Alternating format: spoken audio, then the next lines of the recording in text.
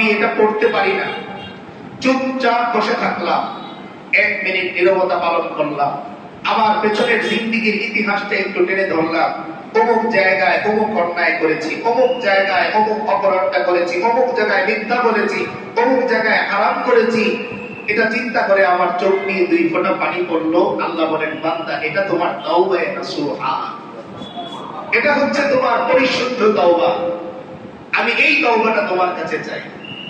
কিতাব থেকে বিশাল লম্বা একটা দোয়া আমি পড়লাম যে হুজুর ইস্তেগফারটা যেন কি না, ইস্তেগফারের আরবি শেখার চাইতেও বেশি জরুরি হচ্ছে নিজের মধ্যে অনুশোচনার অনুভূতিটা নিয়ে আসা।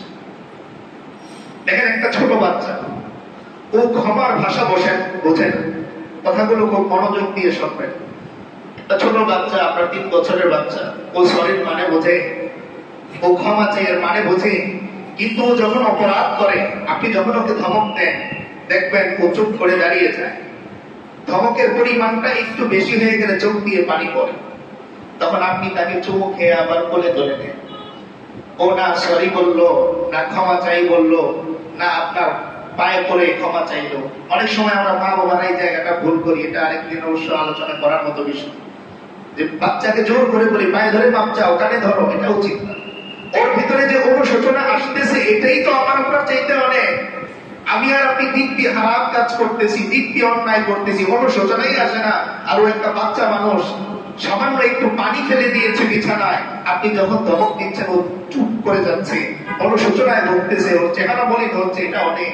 এই জন্য জোর করে পায়ে ধরাবো না, কানে ধরাবো না, এটা উচিত না। ও ফেরেশতা, আপনি একজন ফেরেশতা মানুষকে কানে ধরাতে পারেন না, এই রাইটই আপনাকে শরীয়ত দেয়। আল্লাহ হাবিব সাল্লাল্লাহু আলাইহি ওয়াসাল্লাম নিজের হাত দিয়ে কোনোদিন কাউকে আঘাত করেন না। বাচ্চাদের ফেলে চুমু খেতে, কোলে নিতে, আদর করতে, সে মুসলমানের বাচ্চা হোক আর ইহুদির বাচ্চা হোক। আমরা সকলেই জানি বিখ্যাত ঘটনা যে আল্লাহ হাবিব সাল্লাল্লাহু আলাইহি ওয়াসাল্লামের সেবা করত একটা সময় যে একজন ইহুদির ছেলে। সাহাবায়ে কেরাম তাকে বাধা দিলেন। আল্লাহ হাবিব সাল্লাল্লাহু আলাইহি ওয়াসাল্লাম বলেন, এই তোমরা তাকে বাধা দিও না, ও বাচ্চা, ও মাসুম, ওরে সেবা করতে দাও। এই সেবার উসিলায় এই ইহুদির ছেলেটাই একদিন ইসলাম গ্রহণ করে কালিমা পড়ে মুসলমান। তো এই যে অনুশোচনাটা আমি যেটা বোঝাতে চাচ্ছিলাম, আমাদের মধ্যে অনুশোচনাটা দরকার।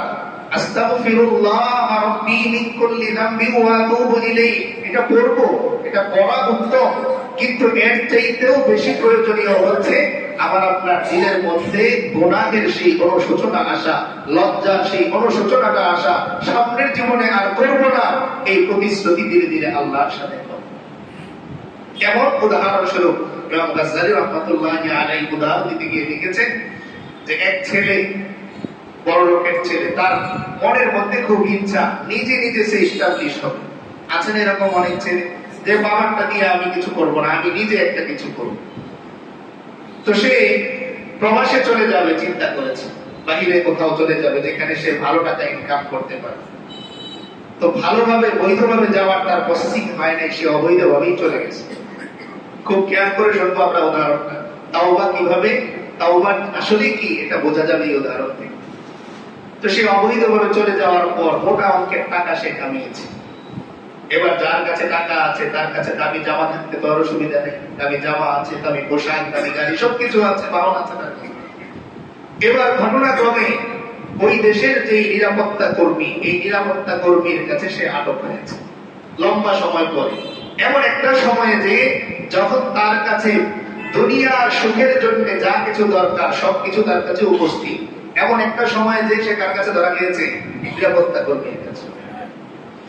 এখন ওই এলাকার বাদশা যিনি ছিলেন, তিনি একদিন এই কারাবন্দী যারা আছে তাদেরকে পরিদর্শন করার জন্য আসেন। তো সবাইকে এসে এসে একটা করে প্রস্তাব দিচ্ছেন যে তুমি আমার কাছে কিছু চাও, তবে একটাই চাইতে। ওই যে ছেলে যে কোটি কোটি টাকা কামিয়েছে বর্তমানে টাকা হিসেবে, তার বাহন আছে, তার দামি দামি কাপড় আছে, সবকিছু আছে, এই সবকিছু সহই সে আটক হয়েছে। এখন বাদশা যখন তাকে জিজ্ঞেস করেছে যে তোমার কি চাওয়া, তখন সে বাদশার কাছে বলতেছে যে বাদশা, আপনি শুধু আমাকে এই কারাবন্দী জীবন থেকে মাফ করে দেন। বলছে বুঝে দেখো, তোমার কিন্তু এত এত টাকা পয়সা, এত এত তোমার বাহন, এত এত তোমার জামা কাপড়, এগুলো নিবা না, শুধুমাত্র ক্ষমা নিবা। তো ওই ছেলে বলতেছে যে আমার কোনো কিছু দরকার নাই, আমার শুধু এই কারাবন্দী জীবন থেকে ক্ষমা দরকার, যে আমাকে শুধু জেল থেকে ছেড়ে দেন, আর কিছু আমার কি দরকার। তো এই যে দেখেন, যেই ছেলেটার নিজের জীবনের মূল টার্গেট ছিল নিজেকে বড় জায়গায় নিয়ে যাওয়া, সেই ছেলেটাই এখন বাদশার কাছে কি চাচ্ছে? ক্ষমা চাচ্ছে। কি চাচ্ছে? ক্ষমা চাচ্ছে। এই যে এই ছেলের ক্ষমা চাওয়াটা বাদশার কাছে যেমন, যে আমি যদি দেশে চলে যেতে পারি, এখানে আটক থাকার চাইতে আমার এই কোটি কোটি টাকা দরকার নেই, এই যানবাহনের দরকার নেই, অন্তত বাবা মায়ের কাছে তো আমি থাকলাম।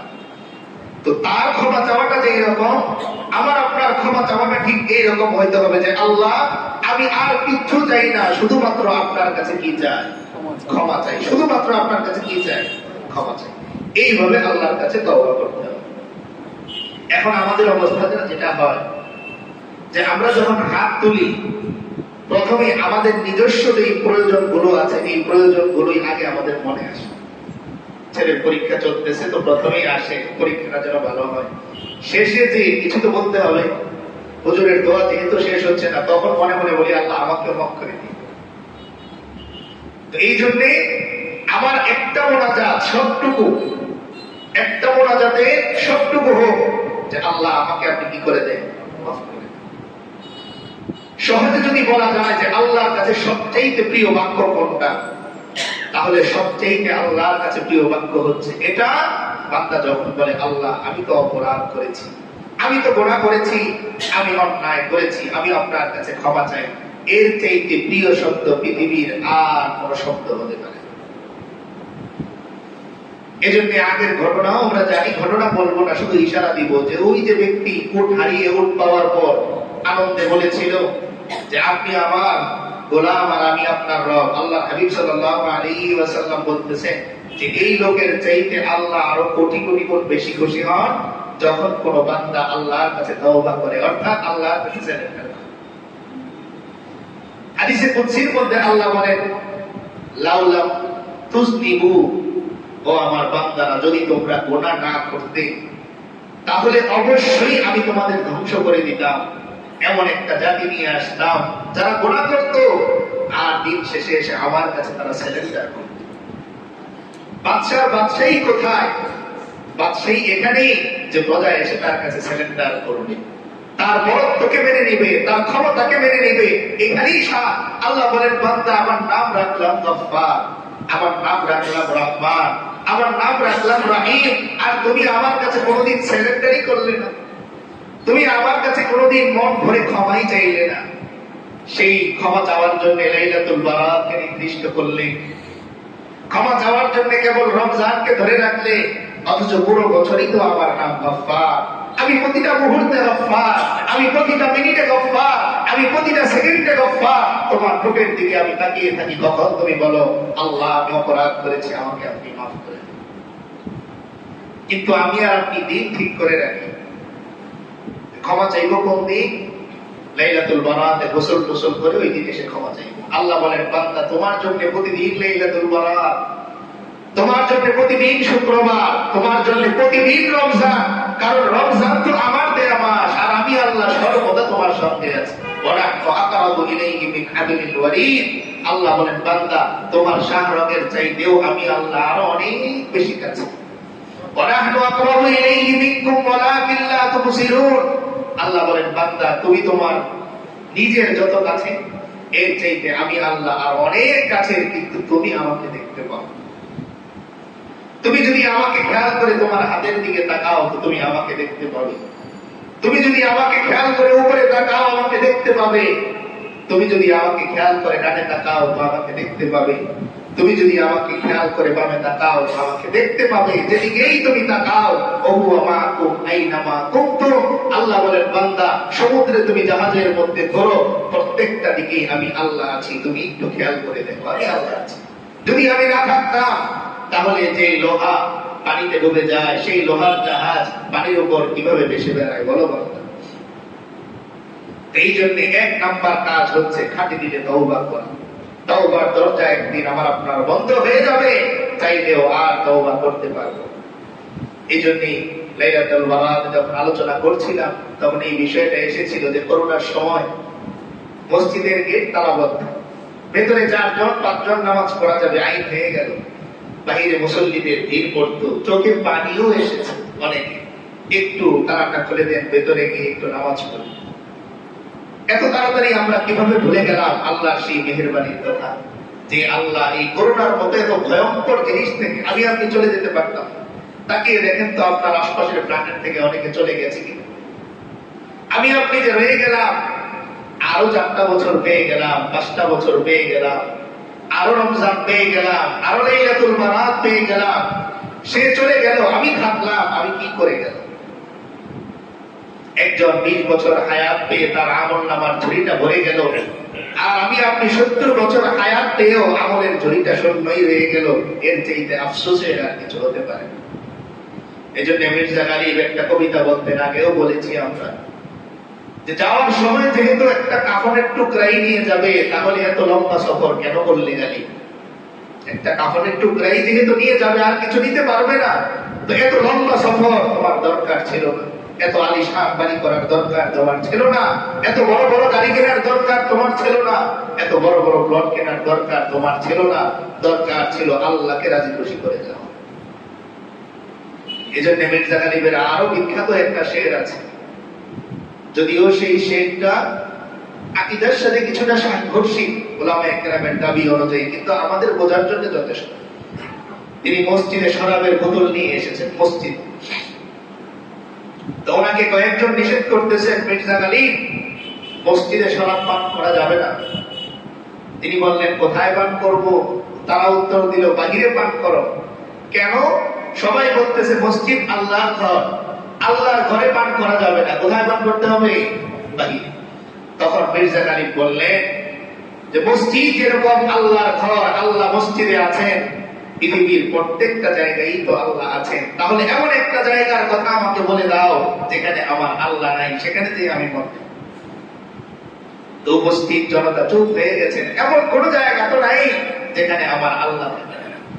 আমি আপনি ওয়াশরুমে যাই, সতরটা খুলি, আল্লাহ বলেন ফেরেশতাদেরকে, আমার বান্দা বড় লজ্জাশীল, আমার বান্দার উপর একটা কুদরতি পর্দা দিয়ে দাও, ওর সতরটা যেন পৃথিবীর কোনো মানুষ দেখতে না পায়, ফেরেশতাও দেখতে না।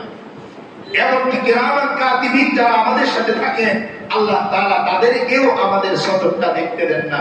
আল্লাহ ফেরেশতাদেরকে আদেশ করেন, একটা কুদরতি পর্দা দিয়ে দাও, আমার বান্দা বড় সম্মানিত, আমার বান্দা বড় ইজ্জতওয়ালা, ওর সতর যেন কোনো ফেরেশতার চোখেও না পড়ে।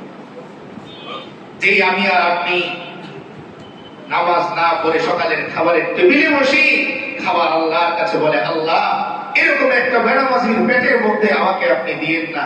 আল্লাহ বলেন, ও আমার বান্দা, ও একদিন নামাজে যাবে, যাও খাবার ওর ভেতরে যাও, অভিযোগ করো না, একদিন ও নামাজে যাবে। আমি যেই জমিন দিয়ে হাঁটি নামাজ না পড়ে, ওই জমিন আল্লাহর কাছে বদদোয়া করে বলে, আল্লাহ আপনি একটু আদেশ দেন, কারণের মতো ওরে আমার পেটের মধ্যে একটু নিয়ে আসি, ওরে একটু বোঝাই যে আপনি আমার মধ্যে কত পাওয়ার দিয়েছেন। আল্লাহ বলেন, ও মাটি সাবধান, ও আমার বান্দা, ও হেঁটে বেড়া, ও একদিন বুঝবে আমি ওর রব, ও আমার দিকে ফিরে আসবে, ততদিন তোমরা অপেক্ষা করো। এই জন্য খাঁটি দিলে তওবা আমরা করি, জীবনের ভুলগুলো থেকে একটু ফিরে আসি। একটা দিন আসবে যেদিন ফিরে আসার সুযোগ থাকবে না। আল্লাহ বলেন, ওয়া মিন ওয়ারাইহিম বারযাখুন ইলা ইয়াউমি ইউবাসুন, বান্দা একদিন তোমার তওবা এর মাঝখানে আর তোমার মাঝখানে একটা পর্দা টেনে দেয়া হবে, তুমি চাইলেও আর সেদিন তওবা করতে পারবে। অনুশোচনা তোমার থাকবে, কিন্তু তওবার দরজা তোমার থাকবে। এই জন্য সময় থাকতে এই মুহূর্ত থেকে মনে মনে তওবা করি যে জীবনে আর কোনোদিন অপরাধ আমরা করব না। এতটুকু বলতে তো অসুবিধা নেই আল্লাহর কাছে। কি এক নাম্বার। 2 নম্বরে হচ্ছে নিজেকে ছোট মনে করা। প্রশ্ন আসতে পারে, তওবার সাথে নিজেকে ছোট মনে করার সম্পর্ক কি? আগে সম্পর্কটা শুনি। আজকাল আমাদের তওবা নসিব হয় না, এর কারণ হইল আমরা আমাদের নিজেকে ছোট মনে করি। আমি চিন্তা করি আমি একজন খতিব সাহেব, এত মানুষ আমার কথা শোনে, এত মানুষ আমার কথায় চোখের পানি ফেলে, আমি কি সাধারণ কেউ নেই? যার কারণে আমি যে আল্লাহর কাছে আসামি হয়ে আছি না জানি, এই অনুশোচনাই আমার মধ্যে আসে না। আমিও আর খালি দিলে তওবা করি না, আপনাদের নসিহত করি, আমি খালি দিলে তওবা করি না, আমার চোখ দিয়ে পানি আসে না। তো এই জন্যে নিজেকে যখন আমরা ছোট মনে করব তখন আমার অনুশোচনা আসবে, তওবা করা আমার জন্য তৌফিক হবে। পৃথিবীতে যারাই ধ্বংস হয়েছে সর্বপ্রথম ধ্বংসপ্রাপ্ত কে? ইবলিস। এই ইবলিসের সমস্যা কি ছিল? অহংকার, নিজেকে বড় মনে করা। সে কি বলেছে? আনা খায়রুম মিন, আমি তার চেয়ে ভালো, আমি তার চেয়ে বড়। এই বড়ত্বের অনুভব তার ভেতরে থাকার কারণে সে ধ্বংস হয়ে গেছে। কিন্তু সেদিন তাফসীরের কিতাবে পড়তেছিলাম যে বড় মজার ব্যাপার হইল যে ইবলিস ধ্বংস হওয়ার পরেও সে বলতেছে ক্বালা রাব্বি বিমা আগওয়াইতানি, হে আমার রব। আসার সময় কি ডাকে? হে আমার রব। ইবলিস ধ্বংস হওয়ার পরেও কি ডাকে? হে আমার রব। আর আমি আর আপনি বলে গেলাম, বলিও না কোনোদিন হে আমার রব, হে আমার আল্লাহ। এই কথা আমাদের জবান দিয়ে আসি না। তো তাফসীরটা বলে অবাক হয়ে গেলাম যে শয়তান তখনও পর্যন্ত আল্লাহর প্রতি তার সিলিন্ডার রয়ে গেছে, হয়তো বলতোই না। আমি আর আপনি যখন কারো প্রতি রাগ করি তখন তাকে সম্মান দিই নাকি? তখন নামের শেষ অংশ বাদ করে যায়, তখন সাহেব বাদ করে যায়, শুরুতে লকব বাদ করে যায়। হাজী সাহেবের কথাও হাজী নাকি বাদ করে যায় তখন। কিন্তু শয়তান তার জবান থেকে তখনও আমার রব এই কথাটা বাদ করে না। বলতেছে রব্বি, হে আমার রব, আপনি তৌফিক দেন, মানে আপনার তৌফিকে ধ্বংস করুন। তো নিজেকে ছোট মনে করা, কেমন ছোট মনে করবেন? ছোট্ট দিনের ঘটনা বলুন। আল্লামা শেখ সাদি রহমতুল্লাহ আলাইহি এরকম এক লাইলাতুল বারাতে আমল করতে গেছেন। খুব খেয়াল করে শুনবো এই ঘটনাটা, খুব শিক্ষণীয়। উনি ওনার বাবার হাত ধরে ইবাদত করতে গেছেন কোথায়? মসজিদে। কখন দিনে? এই লাইলাতুল বারাত।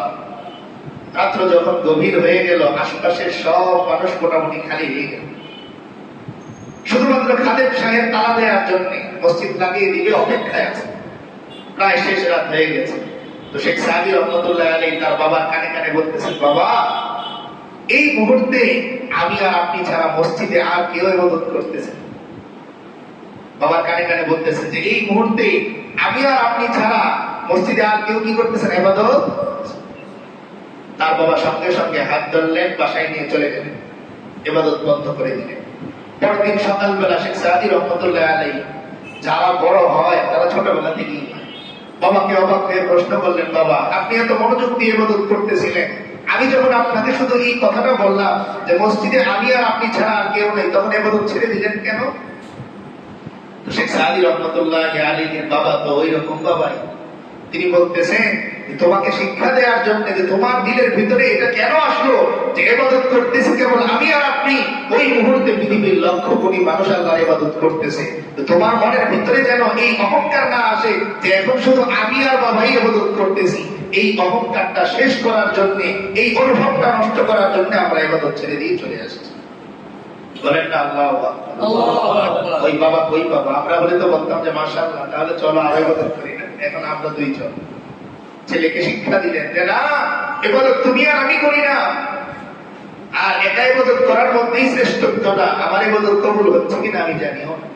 একজন সারা রাত নামাজ পড়েছে, বিবি সাহেব বলে দিয়েছে আজকে কিন্তু বাসায় আসবে না, সারা রাত আমার জন্য দোয়া করবে। তো আমি বাসায় যেহেতু যেতে পারবো না, তাই নামাজ পড়লাম দাঁড়িয়ে।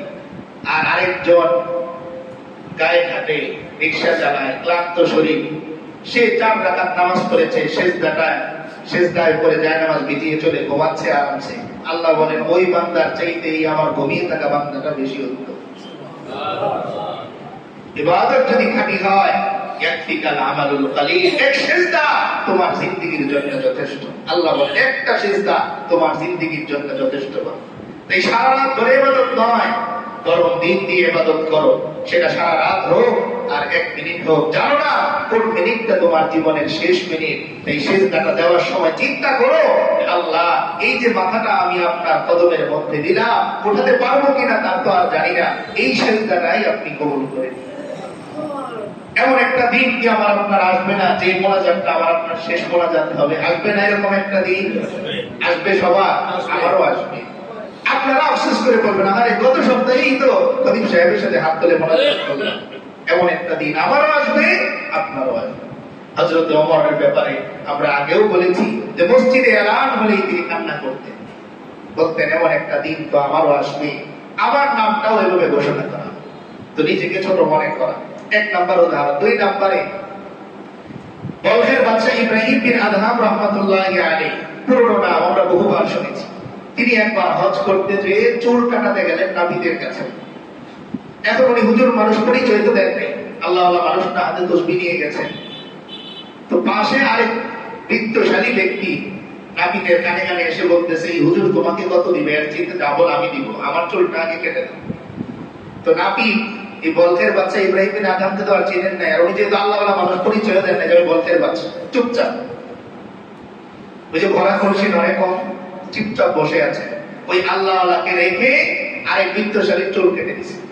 এইভাবে ৫-৬ জন সিরিয়ালে আসছে, ওনাকে পাশে বসিয়ে রাখছেন। তিনি তখন কি বলখের বাদশা, রানীর বাদশা।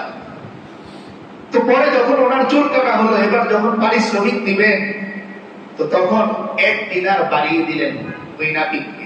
বলেন না সুবহানাল্লাহ।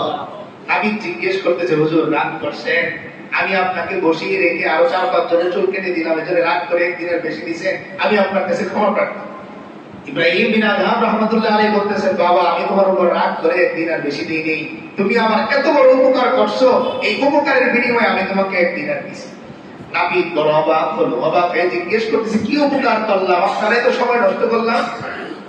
ইব্রাহিম বিন আদহাম রাহমাতুল্লাহ আলাইহি বলতেছেন, বাবা তুমি যখন আমাকে রেখে ২-৩ জনের চুল কাটলে, তখন আমার দিলের মধ্যে আসলো আমি বাদশা ইব্রাহিম বিন আদহাম, বলখের বাদশা, আমাকে বসিয়ে রেখে তুমি আরেকজনের চুল কাটো, আমার পরিচয় তুমি জানো, মনে মনে আসছে।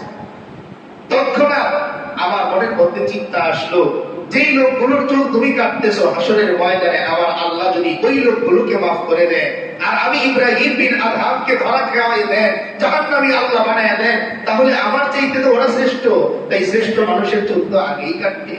তো এই শিক্ষাটা আমার হয়েছে, এই জন্য আমি তোমাকে ১ দিনার বেশি দিয়েছি। এটা হচ্ছে নিজেকে কি মনে করা, ছোট মনে করা। আজকাল আপনি একটু ফার্মেসিতে ওষুধ আনতে যাবেন না, সামনে একজন নাপা ট্যাবলেট নিতে আসছে রিক্সাওয়ালা, এই সাইড দাও তো। ওই ফার্মেসি ওলাও সাইড দিয়ে চা কাটিয়ে দিয়ে আসে। আপনি সার না কর্মচারী, আসরের ময়দানে আল্লাহ ডিসাইড করবেন যে বান্দা আসো তুমি কি সার না তুমি কর্মচারী। দুনিয়ায় তো তুমি পরিচয় ছিল তোমার সারে, এবার আমার কাছ থেকে পরিচয় নাও, তুমি কি সার হবা না কর্মচারী হবা। এই জন্য নিজেকে আমরা ছোট মনে করবো। ৩ নম্বরে আল্লাহর ভালোবাসাকেই প্রাধান্য দেওয়া। ৩ নম্বরে আল্লাহর ভালোবাসাকেই প্রাধান্য দেওয়া। জুনাইদ বাগদাদী রাহমাতুল্লাহি আলাইহি, উনি তখন ছাত্র, ওনার উস্তাদ ওনাকে বললেন চুল কেটে আসতে। মাদ্রাসায় ছাত্রদের চুল একটু বড় হয়ে গেলে কাটতে বলে উস্তাদ। তো উনি পকেটে হাত দিয়ে দেখলেন কোনো টাকা নেই, দৌড়ে গেলেন নাপিতের কাছে। নাপিত চুল কাটতেছে, লম্বা সিরিয়াল, তখন সিজন চলে। জুনাইদ বাগদাদী ওই নাপিতকে বললেন, ভাই আল্লাহ সন্তুষ্টির জন্য আমার চুলগুলো কেটে দেওয়া যাবে? খুব খেয়াল করে শুনবেন কি বলতেছেন উনি, আল্লাহ সন্তুষ্টির জন্য আমার চুলগুলো কি কেটে দেওয়া যাবে? আমার কাছে কোনো পয়সা নাই। নাপিত সিরিয়াল ভেঙে দিল, যা চুল কাটতেছিল বন্ধ করে দিল, জুনাইদ বাগদাদীকে বসিয়ে চুলটা কেটে দিল। জুনাইদ বাগদাদী জিজ্ঞেস করতেছেন, ভাই আপনি এত এত টাকার বিনিময়ে চুল কাটেন, এত এত মানুষের সিরিয়াল, সবাইকে রেখে আমার চুলটা বিনা পয়সায় কেন কেটে দিলেন? নাপিত বলতেছে, বাবা আমার জীবনে কত চুল আমি কেটেছি, কেউ কোনোদিন আমাকে বলে নাই আল্লাহর সন্তুষ্টির জন্য চুলটা কেটে দেন। আজকে তুমি এমন একটা শব্দ বলছো যে আমার আল্লাহর সন্তুষ্টির জন্য চুলটা কেটে দেন, এই কথা শোনার পর আমি আর স্থির থাকতে পারলাম না, এই জন্য সবার চুল কাটা বাদ দিয়ে তোমার চুলটা আমি কেটে দেব। এই যে আল্লাহর সন্তুষ্টি, এই জন্য বলা হয় কেউ যদি আপনার কাছে হাতটা বেঁধে দেয়, আল্লাহর হস্তে কিছু দেয়, আপনার আল্লাহর ভালোবাসায় ওর হাতে কিছু দিয়ে দেয়, কারণ নামটা কার নিছে? আল্লাহ। এই জন্য ঘটনা মনে পড়ে গেল, এক বাদশা হামিদ, তার কাছে এসে এক প্রজা বলল যে গতকাল রাত্রে আমি স্বপ্নে দেখলাম আল্লাহর হাবিব সাল্লাল্লাহু আলাইহি ওয়াসাল্লাম এসে বলতেছেন যে আমার হাবিবকে বলবা সে কেন গতকাল দুরূদ পাঠ করে। তো বাদশা হামিদের কাছে যখন সে আসছে, আসার পরে ঢুকতে দিবে না, ওজি অনেক কষ্ট করে ঢুকলেন। ঢোকার পরে বাদশা হামিদ বলতেছে, বলো কি বলবা? সে বলতেছে, গতকাল রাত্রে আমি স্বপ্নে দেখলাম আল্লাহর হাবিব বলতেছে যে আমি যেন আপনাকে এসে সংবাদ দিই যে আমার হামিদ গতকাল কেন দুরূদ পাঠ করে না। তিনি বলছেন, তিনি কি বলছেন? বলছে আমার হামিদ। আবার জিজ্ঞেস করছেন কি বলছেন? বলছে আমার হামিদ। যে আল্লাহর হাবিব সাল্লাল্লাহু আলাইহি ওয়াসাল্লাম বলছেন আমার হামিদ, যা তুমি আমার পুরো রাজত্ব করিয়ে দাও, আমার মৃত্যু পরিমাণ আফসোস। তো আল্লাহ হাবিবের ভালোবাসা, আল্লাহর ভালোবাসাকে যদি আমরা প্রাধান্য দিতে পারি, দুনিয়াও আমাদের সফলতা আসবে, আখিরাতেও আমাদের সফলতা আসবে। 3টা পয়েন্ট ছোট্ট করে বললাম। 1 নম্বরে তওবা করে নিজের দিলটাকে শুদ্ধ করা, 2 নম্বরে নিজেকে ছোট মনে করা, তাহলে তওবা নসিব হবে। আর 3 নম্বরে যখন আমি শুদ্ধ হয়ে গেলাম, অটোমেটিক আমার কাছে আমার আল্লাহর ভালোবাসাটাই সবচেয়ে বেশি প্রায়োরিটি পাবে, প্রাধান্য পাবে। আল্লাহ তাআলা আমাকে সহ আমরা যারা এই আলোচনা শুনলাম সকলকে এই 3টা পয়েন্ট আমল করার তৌফিক দান করেন। আমিন ওয়া আখিরু।